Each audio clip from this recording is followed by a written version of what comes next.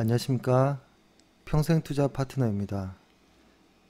11월 14일 화요일이고요. 지금 정확히 7시, 저녁 7시가 넘어가고 있습니다. 오늘 방송할 내용은 첫째로 코스닥의 상승, 이 원인 혹은 뭐 이유는 뭘까라는 좀 고민을 오늘 좀 하루 종일 좀 했던 것 같습니다. 사실 오늘 뭐 종목을 교체하기도 했고 저희도 역시 추가 매수도 하긴 했지만 오늘 하루 종일 사실 뉴스도 눈에 잘 들어오지 않았고 도대체 왜 이렇게 코스닥이 상승이 심할까? 그러니까 코스닥이 월간 차트상 예전에 한번 말씀드렸던 것처럼 뭔가 묵직한 게 올라오는 것 같다라는 느낌은 좀 받긴 했지만 이렇게까지 강력할 줄은 몰랐습니다. 그래서 이거에 대한 이유를 한번 제 나름대로의 한번 소설을 한번 써보고 그 소설의 어떤 시나리오대로 그렇다면 어떤 업종 안에서의 어떤 종목을 음, 좀 관심 있게 봐야 되는지 이 종목들 한 13 종목 정도를 추려봤는데요. 사실 여기선 제외되는 것이 많습니다. 일단 오늘은 코스닥 이야기만 할 거기 때문에 코스닥 종목의 13 종목을 뽑아 본 거고 좋은 종목들은 코스피에도 많습니다. 아직. 그리고 코스피가 상승이 꺾였다라고 보기는 아직은 이릅니다. 그래서 좀 유의해서 들어주시면 좋을 것 같습니다. 일단은 시작하기에 앞서서 일단 먼저 좀 오늘 좀 기분 좋은 어떤 이야기도 좀 있었는데요. 고객들께서 저희한테 오늘 좀 연락을 좀 많이 주셨는데요. 그 많이 한 이유가 개인적으로 이렇게 연락을 이제 많이 하는 이유가 내가 이러이러한 어떤 뭐 뉴스를 봤다. 혹은 뭐 이러이러한 어떤 논리로서 어떤 종목을 좀 보고 있다. 어떻게 어떠냐라는 좀 이렇게 좀 이야기가 좀 많더라고요. 저는 사실 너무 이렇게 좀 좋았거든요. 왜냐면 저나 혹시 저희 회사의 어떤 시스템을 통해서도 보지 못하거나 그냥 대수롭지 않게 넘어가는 어떤 뉴스들을 어떤 본인이 속했던 업종의 어떤 경험을 통해서 저희에게 어떤 힌트를 좀 주시더라고요. 그래서 상당히 기분 좋았고 저희가 사실 거창하지만 평생이라는 어떤 회사 이름을 만든 이유는 이런 이유였거든요. 저희가 일방적으로 고객한테 어떤 정보만 주겠다라는 이런 오만은 좀 아니었고요.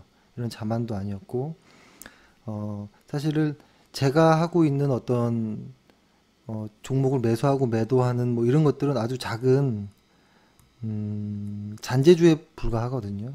아주 작은 잔재주에 불과하고 이런 것들은 저희가 그 회원들한테 1년에서 2년 정도면 보통 1년에서 2년 정도면 다 알려드릴 수 있거든요. 충분히 알려드릴 수 있고 다 그분도 역시 마음대로 그렇게 하실 수 있는데 중요한 건 그 이유거든요. 그 이후의 싸움은 뭐냐면 숫자 싸움 그리고 어떤 좀 더 노력하는 뭐라고 할까요? 그 쉬지 않고 단순한 쉬지 않고 매일매일 반복적인 어떤 단순 숫자들을 매일 비교하는 것이거든요. 결론은 요 하나거든요. 그러니까 제가 가지고 있는 어떤 잔재주는 잔재주로서 매수 매도를 할 수는 있대. 이 싸움은 계속해야 되는 거기 때문에 지금 제가 이 방송을 사실 시작하는 걸 꺼렸던 이유가 각 분야의 전문가분들이 너무 많거든요. 그러니까 제가 그분들에 비하면 아주 수박 겉핥기식으로 정도 아는 이 정보 지식을 가지고 이렇게 방송 다수가 듣는 방송에 말씀드리는 게 상당히 좀 꺼려졌었거든요. 그래서 근데 이런 각 분야에 계시는 어떤 회원들께서 저에게 어떤 좋은 정보를 좋은 소식, 뭐 좋은 뭐 무언가들을 이렇게 주시는 거 그리고 저 역시도 저희 회사도 이렇게 같이 무언가를 주고받을 수 있는 사실 이게 제가 꿈꾸던 어떤 이런 투자 자문사의 모습이었거든요. 그리고 이분들 역시도 한 2년 정도 지났을 때는 진짜 주식이라는 게 뭔지 좀, 뭐가 주식하는 건지, 그러니까 주식하는 삶이 어떤 건지를 좀 느끼셨으면 하는 거였는데, 많이 다 그렇게 되고 계신 것 같아요. 주식하는 삶이란 뭐냐면, 그냥 삶의 일부분인 겁니다. 삶의 일부분. 삶의 일부분처럼 어떤 한때 한 뭐 1년 혹은 뭐 6개월 안에 난 아주 무언가로 급등 수익을 볼 거야 해서 잠깐 들어왔다 나가는 이런 것이 아니라 평생 어, 본인이 하고 있는 어떤 직업에 대한 어떤 현금 흐름이 계속 발생되잖아요. 여기에서 뭐 5%든 10%든 일정 부분을 계속 주식에다가 주식 계좌에다가 넣고 평생 주식이 계속 주식으로서 불려지는, 그렇죠? 그리고 여기에서 번 돈은 또 일부 빼서 또 안전한 곳에 또 넣어놓고 다른 자산들도 있겠지만 이렇게 하면서 평생 주식을 주식답게 좀 하고 싶었거든요. 근데 고객분들이 저희한테 그러한 어떤 이야기를 하는 게 좀 좀 편치는 않으셨던 것 같은데 오늘 좀 개인적으로 저한테 좀 연락을 주셨고 뭐 이런 건 어떠냐 뭐 이렇게 이 말씀하셔서 상당히 기분 좋았습니다. 그래서 앞으로도 계속 좀 이런 관계가 계속 유지됐으면 좋겠고요. 지금 비록 시장이 상승장이어서 그럴 건 아닐까라는 생각도 하거든요. 왜냐면 시장이 7월 24일, 5일경쯤에 한번 빠지고 이렇게 올라갔잖아요. 요 당시 때에 어, 고객분들께서는 좀 짜증이 많이 나 있는 분들도 있었거든요. 근데 지금 시장의 강세장이 되니까 이 이때 약세장을 완전히 잊어버린 모습이어서 저는 좋았거든요. 근데 이것이 언제나 시장은 이렇게 상승과 하락이 반복되기 때문에 요때 스트레스 받을 필요는 없습니다. 요때 좋은 종목들을 추스려 놓고 있다가 시장이 좋아질 때 진입하는 것. 그게 주식하는 사람들의 일반적인 삶입니다. 보통 12달에 1년을 12달이라고 하면 어, 제가 느끼기에는 경험상 한 3달 정도가 강세장인 거고 이때 본격적인 매수를 하고 9달 정도는 하락 혹은 횡보였던 기억이에요. 제 체감상. 그죠? 그래서 요때 지켰던 수익을 요때 벌었던 걸 요때 잘 지켜야 되는 이런 것들이 있는 거죠. 그래서 1년 내내 주식이 좋을 수는 없습니다. 그래서 지금처럼 1년 내내 좋을 수는 없고 다만 좋을 때 안전하게 잘 투자해서 확보해 두자. 그리고 서로 이렇게 좀 소통을 좀 더 원활하게 해서 저희도 도움을 좀 많이 받고 싶고 저희도 도움 드릴 수 있는 건 최대한 드리는 걸로 좀 하겠습니다. 오늘 그래서 회원분들께 좀 감사하다는 이야기 좀 드리겠습니다. 그럼 일단 오늘 코스닥에 대해서 좀 이야기를 해볼게요. 코스닥의 상승. 일단 한번 수급을 먼저 보면 특히 오늘이 좀 눈에 띌 정도였던 것 같아요. 보면은 어 잠시만요.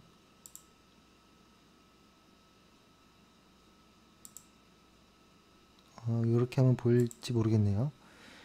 어, 여기서 보면 음, 지금 코스닥 같은 경우에는 기관들이 지금 연일 들어왔잖아요. 연일 쭉 들어왔는데 그 중에서도 특히 3일 동안에 그렇죠?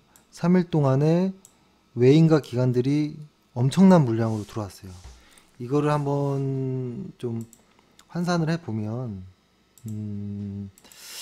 그래도 환산을 좀 해본다면 어떻게 될 것 같냐면 약 한 뭐라고 할까요? 오늘만 한번 봐볼까요? 오늘 한 3천억 정도 이상이 들어왔잖아요. 그쵸? 오늘 3,800억이 들어왔거든요. 3,800억 곱하기 예를 들어서 이것을 코스피로 대입해 보면 한 8분의 1, 7분의 1 정도 되는 그죠? 지금 8분의 1 정도 되겠네요. 코스닥 시장에 3천억을 넣었다라는 거는 코스피로 환산해 보면 8배가 되겠죠. 88에 64, 38 뭐야 38에 14. 그럼 예를 들어서 한 2조, 그쵸? 2조 4천억 이상? 뭐 이런 느낌이죠? 아, 더 넘어갈 수도 있겠네요. 그죠? 제가 갑자기 산수가 안 되네요. 지금 갑자기 산수가 안 됩니다. 그쵸? 3조 정도. 그러니까 보통 코스피가 아주 강력했을 시기에도 사실 1조를 기관이 투자한다, 기관이 산다라는 거는 보기 아주 드물 경우거든요. 전 잘 기억도 안 나고. 근데 코스닥에서 환산으로 대입해 보면 기관이 3조를 산다. 이거는 뭔가 좀 급한 이유가 있지 않을까라는 좀 생각을 하는 겁니다. 그러니까 제가 오늘 이런저런 좀 생각을 해봤을 때 어제 같은 경우도 3천억이었잖아요. 어제 같은 경우가 한 2조 한 4, 5천 정도를 매수했고 만약에 코스피로 환산한다면 이런 거는 있을 수 없는 일이거든요. 그래서 코스닥 지수 역시 주간 차트로 보면 벌써 이만큼 올라가 있습니다. 저희가 이때 기억나시나요? 한 요 언저리 때부터 해가지고 요거 정도를 넘어가면 꽤 열려 있다라고 했고 이 중간 정도를 만약에 넘어가면 그 다음은 정말 전고점을 돌파하는 것이 아닌가라는 이야기를 좀 드렸었고 월간 차트로도 한번 보면 월간 차트로는 언제 정도 이야기를 말씀드렸냐면 요거 살짝 전쯤이었거든요. 요 정도 여기에서 좀 진행이 덜 됐을 때 그래서 월간 차트에서는 MACD가 상당히 잘 맞는다 라고 한번 이야기를 드리면서 MACD의 보조지표상 묵직한 것이 하나 올라오고 있다 라고 했었고 요렇게 좀 변했고 사실 좀 너무 강력한 것이 좀 올라온 것이 아닌가 라는 것이었고 제가 어제 거를 복습하는 의미로 MACD를 사실 지수에는 잘 대입하지 않지만 한번 해보면 이 약세 시장이 지나고 반등하는 구간이 있었거든요. 이 구간으로 따지면 이 구간이 살짝 반등이라고 보는 겁니다. 1차 반등. 그리고 두 번째 올라가는 여기에서가 사실 가장 강력한 매수 타이밍이거든요. 여기가 매수 타이밍이죠. 그 부분에서 여기에서 이렇게 MACD가 강한 반등으로 전개되면서 확 올라가 버리는 모습을 좀 보였습니다. 거기에 ADX 역시도 상승하는 이런 모습. 그러니까 기술적 분석을 어제 이제 설명드렸던 MACD와 ADX를 좀 설명드리려고 어거지리로 좀 껴 붙인 거고요. 그러니까 좀 고민이 많이 됐던 겁니다. 이렇게 기관들이 이렇게 많이 사는 이유가 뭘까? 이번 주에 지수가 5% 가까이 올랐다. 라는 거는 개별 종목들이 10%, 15% 올랐다라는 소리거든요. 그쵸? 이게 참 이해가 안 갔고, 기관들이 코스닥을, 사실 과거부터 해가지고 제가 쭉 보여드렸었던 기억이 나는데, 기관들은 계속 팔았었고, 외국인들은 계속 샀었거든요. 근데 이게, 올해, 11월, 지금 거의 현재까지만 보더라도 한 4조 원, 4조 원, 4조 정도를 매도를 계속 했습니다. 4조 원 정도를 계속 매도했던 코스닥이 약 한 3일 만에 한 7, 8천억을 갑자기 이렇게 매도한다는 게 좀 의아했고, 과거에 이 4조 정도 매도한 분량을 만약에 이것을 기관들이 서서히 만약에 채워 나간다면 코스닥은 900에서 1000포인트까지 그 지수가 올라가야지 정상입니다. 이것을 한번 월간 차트로 한번 보면 요런 모습이거든요. 요런 모습. 이것을 한번 좀 더 추스려 볼게요. 추스려 보면 과거에 코스피가 약 3000까지 한번 갔었네요. 그죠? 요 당시 때. 사실 요 당시 때 지수가 주식을 했지만 잘 기억이 안 납니다. 이때 얼마나 강력했는지 잘 기억이 안 나고 정확히 기억에 남는 것은 코스닥이 요 구간이었죠. 요 구간에 화장품과 어떤 뭐 제약 쪽에 어떤 큰 상승이 있었을 때였는데, 이때 요 강한 이 모습에서도 지금처럼 기관이 강하게 매수를 하진 않았습니다. 그렇죠. 그래서 이런 생각이 드는 거예요. 기관 투자자들이 개인 투자자처럼 왜 이렇게 급하게 행동하지? 라는 생각을 하면서, 근데 일부 기관 투자자가 아니라 기관 투자자들이 마치 무슨 어떤 뭐에 정신을 뺏긴 것처럼 이렇게 막 달려드는 이유는 뭔가 있지 않을까라는 생각을 계속 했고, 그렇죠? 그래서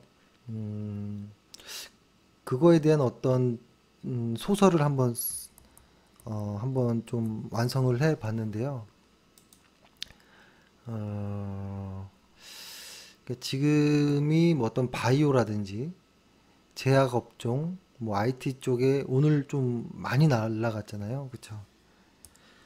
이쪽은 왜 특히 이쪽 분야에서 많이 사들였을까? 또 많이 고민해봤고, 그쵸? 그랬을 때, 최근에 나온 뉴스로는, 뭐 이런 뉴스가 하나 있었어요, 사실. 뭐냐면, 어, 코스피와 코스닥, 요거 두 개를 합치는, 그러니까 코스피 200 종목 그리고 코스닥 150 종목을 합쳐서 한 뭐 200개, 한 뭐 250개 정도의 어떤 벤치마크, 그죠? 벤치마크 지수를 개발하고 여기에 맞춰서 운용 수익을, 국민연금의 운용 수익을 검증하겠다라는 어떤 이런 이슈들을 보고 표면적으로 나온 거는 이런 뉴스들이었던 거였고, 그래서 한번 더 속으로 한번 들어가 본 거거든요. 생각을 해보니 사실 과거에 다 나왔던 이들이었던 것 같아요. 뭐냐면 일단 국민연금 같은 경우에는 예를 들어서 지금의 벤치마크로서 보통 코스피 200 지수를 편입을 하다 보니, 코스피 200 지수를 벤치마크로 많이 쓰다 보니 코스피의 대형주를 따라가기 위한 어떤 매수들이 많았거든요. 그러니까 여기서 하나 알아들어야 될 거는, 기관 투자자들이, 우리가 알 때 기관 투자자들이 또 같은 사람이고 회사원입니다.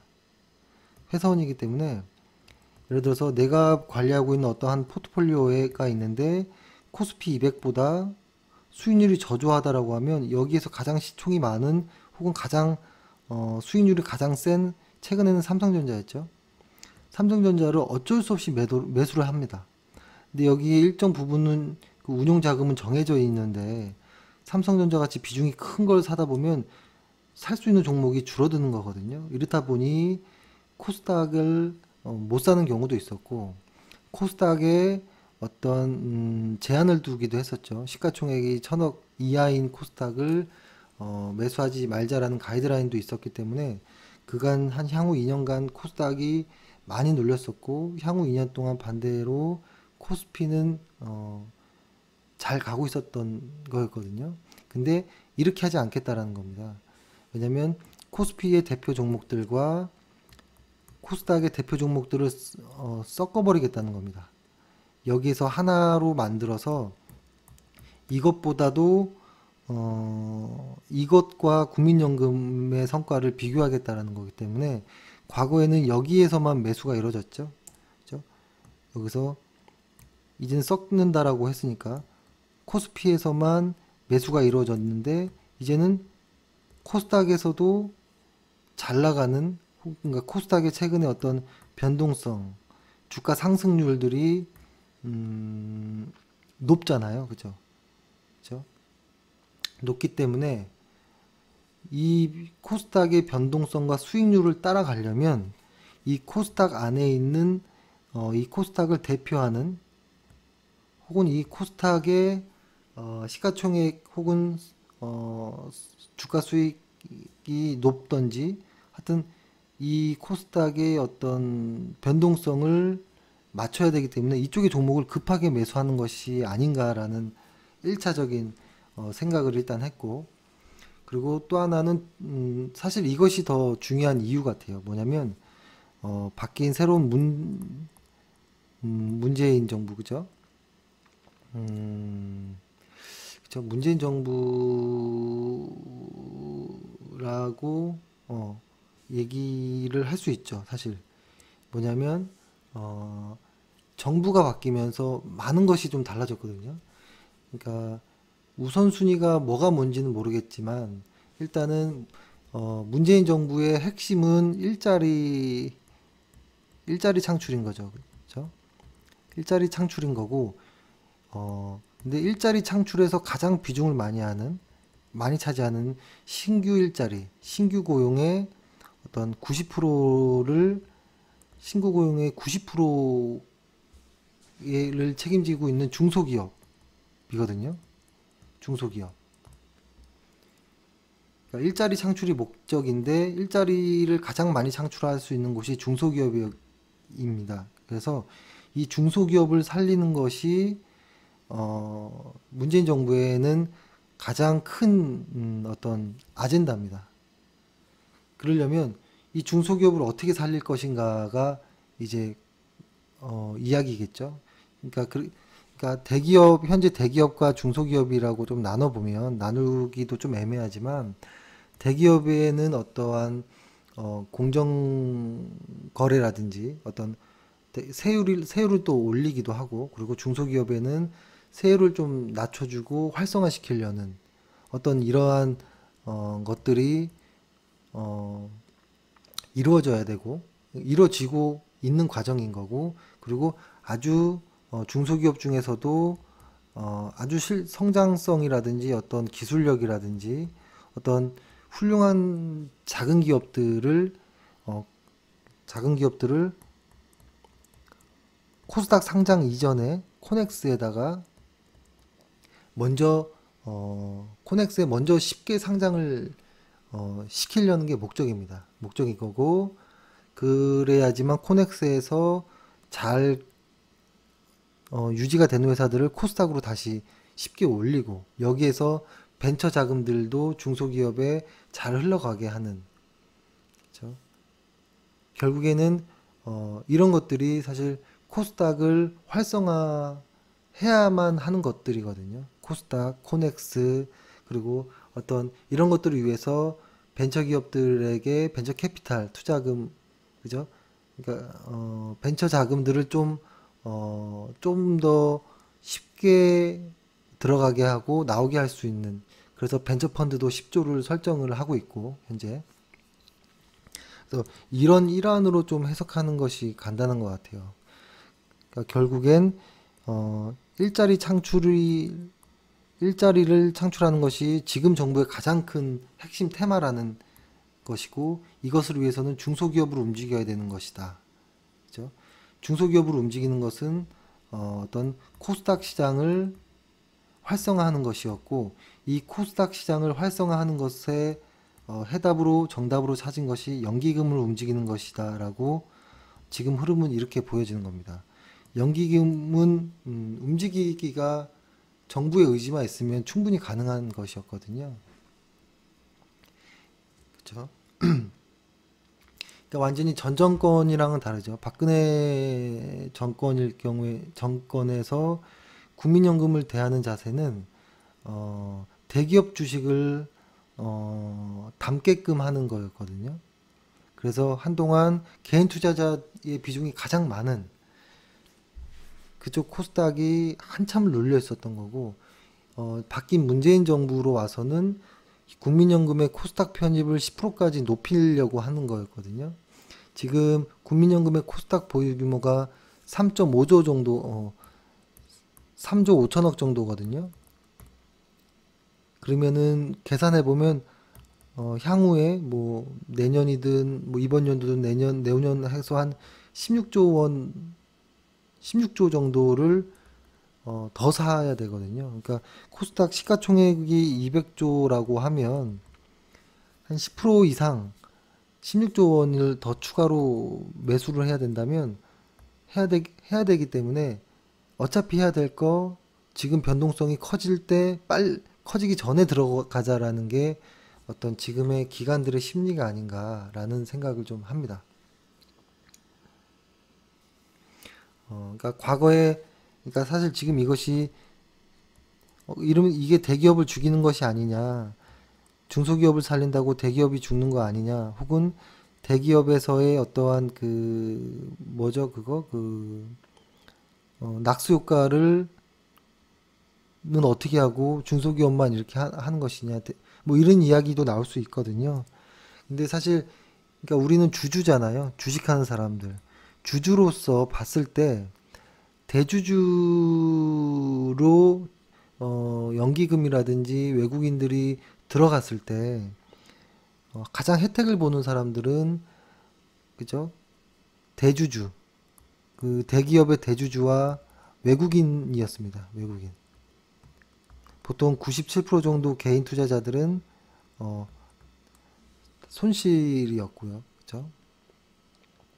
그래서 이게 정말 소설일 수도 있고 제가 이 정부를 괜히 좋게 보는 것이 아닌가라는 이런 생각도 할 수 있는데 어, 지금의 어떤 일자리 창출 여기에서부터 좀 시작이 된 것이 아닌가라는 좀 생각을 합니다. 어, 이것이 음, 그런 중소기업들에서 어떤 글로벌 경제 그가 지금 나아가고 있는 4차 산업 시대로 어떤 지금 한국도 발을 맞춰서 가는 것이 아닌가 이런 생각을 좀 해보고 어, 하지만 이게 또 다시 한번 생각해 보면 코스닥의 급한 상승은 좋은 건 아닐 수 있습니다.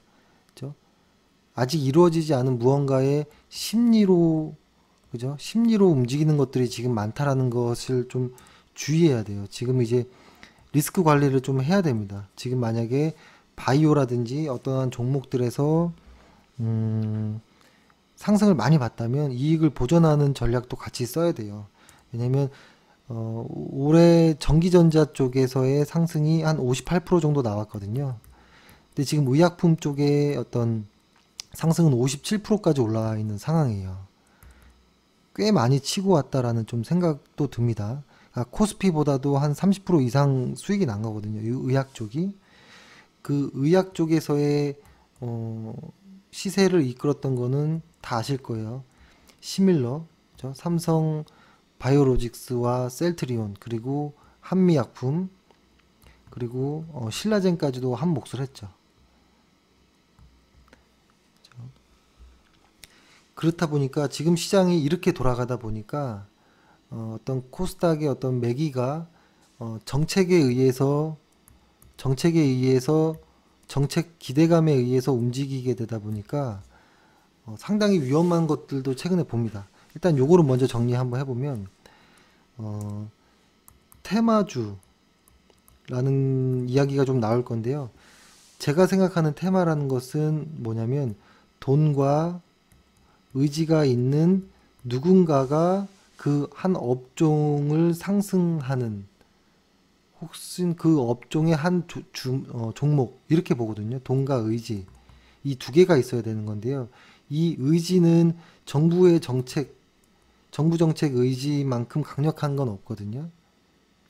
그래서 정부 정책에 반하지 마라라는 격언이 있듯이 지금의 어떤 정부 정책에 어떤 의지가 있는 것이기 때문에 이 정도의 기대 심리도 이해가 갑니다. 어느 정도. 하지만 옥석 가리기는 해야 되는 거고 이렇게 불나방처럼 다 이렇게 주식이 다 올라가고 있거든요. 현재 지금.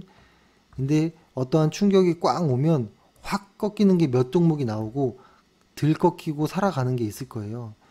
요 들 꺾이고 살아서 계속 가는 거는 실적이 좋은 종목입니다. 그래서 지금은 모르겠지만 나중에 어떤 약세 징후라든지 시장에서 어떤 이익 실현의 어떤 심리가 나오게 됐을 때 실적 안 좋은 주식들은 급락을 보일 겁니다. 특히 신라젠 같은 종목은 사실 신라젠의 어떠한 임상 관련한 이슈들이 사실 저도 많이 기대가 되거든요. 하지만 저희 원칙과 맞지 않아서 매수를 안 하는 거지만 신라젠 같은 종목은 한번 좀 시간을 지나고 한번 보시면 알 거예요. 얼마나 변동이 커지는지. 그러니까 그러니까 신라젠이라고 콕 집어서 말씀드리긴 뭐하지만 예를 들어서 바이오라고 하면 제넥신, 레고 그죠? 레고캠 바이오도 있을 거고 오스코텍도 있을 거고 그쵸? 뭐 신라젠도 있을 거고. 그러니까 어떤 이런 종목들이 뭐냐면 제가 생각하기에도 해외로 그러니까 제가 한 1, 2주 전쯤에 제약바이오 쪽을 대하는 어떤 것들을 좀 말씀드렸잖아요. 그 제약바이오 중에서도 해외에 관련해서 어떤 무언가를 수출할 수 있는 아주 기술이 아주 높은 쪽의 회사들이거든요. 그러니까 저도 제약바이오들을 상당히 좋아하고 관심 있게 보지만 한번 실적을 펴서 보시면 알 거예요. 저희의 회사의 원칙과는 맞지 않아서 매수 못하는 종목이에요. 하지만 상당히 좋은 회사들이에요. 다 실적을 보면 빨간불이 막 이렇게 있을 겁니다. 빨간불들이. 혹은 예측치가 없던지. 그래서 저희도 너무 좀 안타깝지만 어, 조심해서 나쁠 건 없습니다. 조심해서 나쁠 건 없고 일단은 이런 정도로 이야기를 하고 또 하나 위험한 걸 또 뭘 봤냐면 최근에 보면 저한테도 문자가 많이 오고 하는데요. 증권 전문가라고 해서 종목들 혹은 어떤 관심 종목 추천 뭐 이런 것들을 하는데 죄다 제약바이오예요. 다 한 최근에 좀 유명한 사람도 한 며칠 동안 계속 한 10개, 15개 종목을 다 제약바이오밖에 없어요. 다. 이거는 투자자의 몫이다. 손실과 하락은 이렇게 얘기할 수 있어도 어떠한 전문가가 한 분야를 오랫동안 이야기를 한다는 건 추천으로 받아들이는 거거든요. 고객 입장에서. 그래서 제약바이오에 쭉 뭐 열 몇 종목을 이렇게 나열해서 설명을 하면 여기서 종목을 많이 살 거예요. 이거는 주식을 몰빵하라는 거거든요. 이렇게 한다는 것 자체는 아주 위험한 겁니다. 아주 위험하고 누군가 어떤 전문가가 제약바이오 한 세네 종목을 사라고 이야기를 한다면 거의 몰빵 수준인 거잖아요. 저 한 개인이 한 5종목, 6종목 매수를 한다고 하면 그런 거는 그냥 알아서 좀 새겨 들으시고 피하셔야 되는 게 좋을 것 같아요. 그러면은 우리 회사가 생각하는 것들을 한번 좀 말씀드려 볼게요. 일단은 여기 제가 한번 종목을 나열했는데요. 13종목을 일단 놔뒀습니다.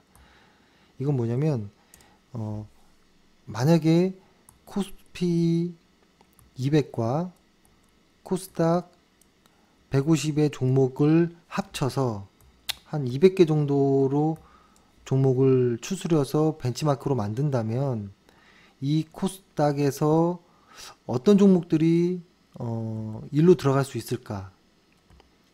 이것들을 기관과 외국인들은 중점적으로 살 거라는 거거든요. 그러니까 여기에서는 무조건 시가총액이 크다라는 개념보다는 어떠한 벤치마크의 안에 들어가려면 업종의 대표성을 띄어야 됩니다. 대표성. 각 업종의 대표성을 띄어야 되는 것이고 당연히 어느 정도 시가총액도 좀 나와야 되는 것일 거예요. 그쵸? 그리고 이 대표성이라는 것은 시가총액도 맞겠지만 어떤 실적 혹은 뭐 성장성 이런 것들이 담보되어 있어야 되는 것이라고 생각을 합니다. 그래서 제가 여기 것들을 한번 좀 불러드려 보면 일단 한번 불러볼게요. 이 보면은 잠시만요.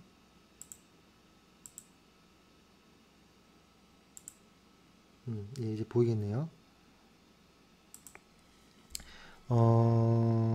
SK 머티리얼즈, 그러니까 반도체 소재 쪽으로 SK 머티리얼즈를 좀 관심 있게 보는데 영업이익과 ROE가 굉장하거든요.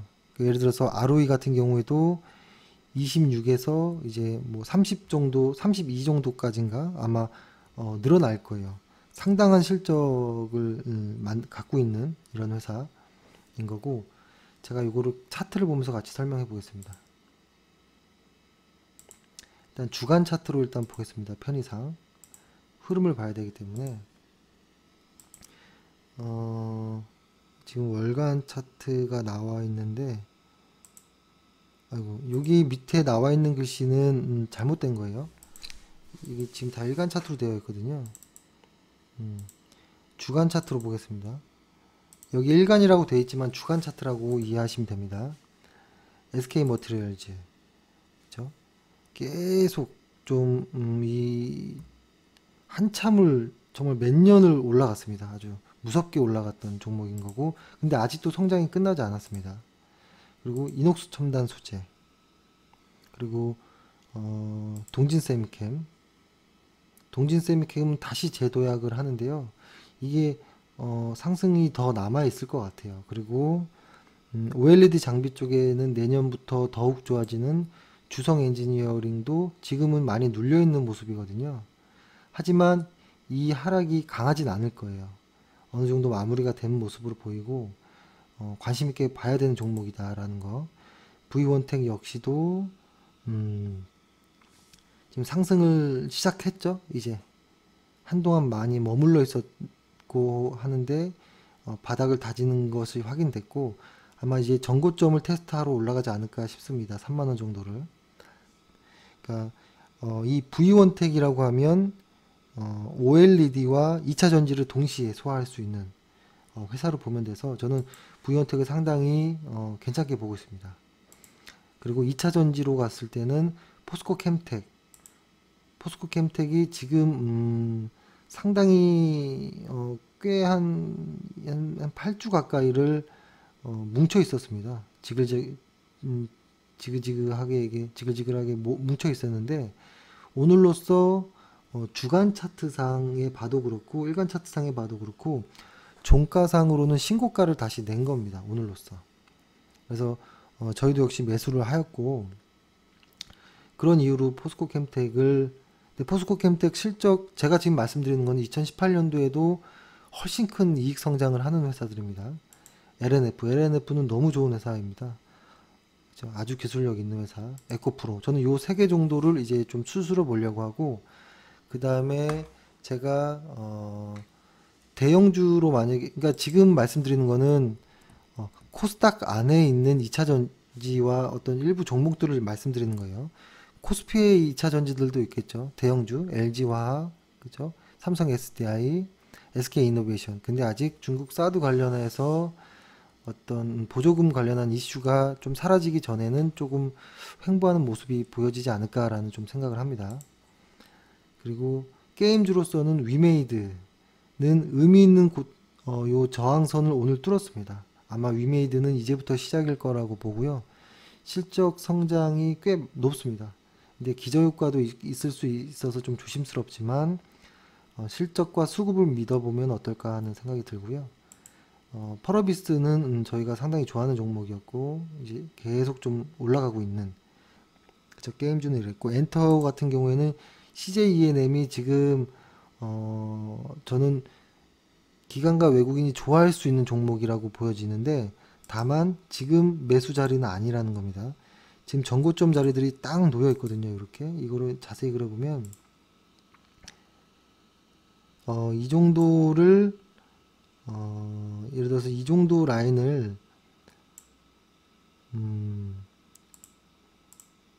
이 정도를 돌파하고 났을 때, 그러니까 무슨 이유냐면 돌파하고 눌렸다가 갈 때 이때 매수해도 늦지 않다라는 겁니다. 왜냐면 돌파 못하고 빠질 수도 있는 거예요. 하지만 저는 돌파가 되지 않을까라는 좀 생각을 하는데, 일단 지켜봐야 될 것 같아요. 지금 ADX도 강하고 일단 보기 좋습니다. 그리고 로엔도 사실은 요 박스권을 지나갔거든요. 넘쳐갔습니다. 그러니까 로엔처럼 매수를 해도 된다라는 소리예요. 예를 들어서 이 박스권을 넘어갔습니다. 일단 넘어갔고, 이렇게 박스권들을 여기 밑에 하단도 있었죠. 여기를 뚫고 눌렸다가 이제 매수하면 되거든요. 예. 그래서 로에는 아마 이게 추세적으로 더 간다면 분명히 조정을 줄 겁니다. 지금 굳이 높은 자리에서 따라가면서 매수는 안 하시는 게 좋고요. 로엔도 괜찮다. 실적 너무 좋다. 그리고 제약은 이제 셀트리온이 코스피로 넘어가니까 셀트리온 헬스케어, 그죠. 셀트리온 헬스케어가 아마 코스닥에서는 어떤 제약 쪽의 대장주가 될 것이다 라고 좀 생각을 하고, 그 서 회장의 지분이 가장 많은, 가장 좀 에너지 어떤 힘을 좀 쓸 것 같은 이런 느낌은 좀 받거든요. 그것으로 주가가 움직이진 않을 수 있겠지만 일단은 코스닥에서 대장은 셀트리온 헬스케어가 될 것이다 라고 좀 생각을 합니다. 그래서 이렇게 한 13 종목을 말씀드렸는데요. 종목의 매수와 매도 타이밍은 다릅니다. 매우 다르고 한동안 눌렸다 갈 수도 있고 바로 갈 수도 있고 하는 거기 때문에 제가 이렇게 방송에서 말씀드려도 상당히 신중하게 매수 매도를 하시기 바라며, 하시더라도 꼭 분할 매수로 하시기 바랍니다. 왜냐면 아마 하반기까지 이번 연도 이제 마무리까지는 중소형주들이 이렇게 강하다면 기회는 언제든 있을 겁니다. 그래서 좀 안전한 매매를 하시길 바라고, 일단 무조건 바이오, 가장 조심해야 될 것들은 바이오 쪽에서 지금 거품이 상당히 많거든요. 실적 담보하지 않는 바이오들은 상당히 조심히 따라가야 된다. 그리고 추세를 확 만들어 버리는 것들은 기분 좋게 10일 이평선에서 매도해도 되고요. 늦어도 20일 이평선이 꺾이면 그냥 매도하고 나오십시오. 더 아주 짧게 보는 분들은 5일 이평선도 가능할 수 있겠지만 사실 제가 선호하는 이평선은 10일 이평선이거든요. 그래서 언제 매도할까요? 라고 여기저기 물어보지 않으셔도 되고, 이런 급등주들은 10일 이평선을 깨면 그냥 나와도 됩니다. 그래서 그런 식으로 한번 확인해 보시면 좋을 것 같고, 오늘은 코스닥에 대한 어떤 제 나름대로의 소설을 써봤고 그 소설로 인한 종목들을 13종목을 말씀드렸는데요. 좋은 의견 있으시면 또 언제든 이야기해 주셔도 좋을 것 같고요. 오늘 하루 고생 많으셨고 내일도 화이팅 하겠습니다. 감사합니다.